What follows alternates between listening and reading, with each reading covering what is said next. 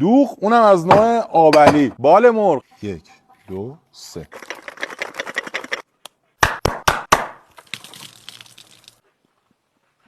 عالیه. دوغا رو اضافه کنیم.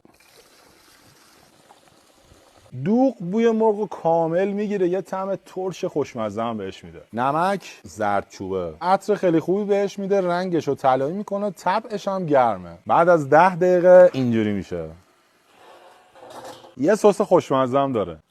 پیازچه و شویت، چند حبه سیر خورد باشه، ماست 7، پنیر خامه‌ای، نمک، لیمو، مایونز، فلفل سیاه. میکس میشه و میره برای 1 ساعت استراحت. روغن. ببین چی شد.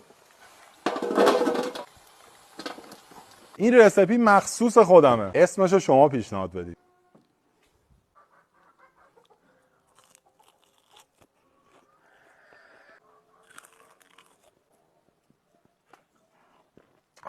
یه بار این مدل بالو امتحان کن، قول میدم هیچ جور دیگه درست نمیکنی.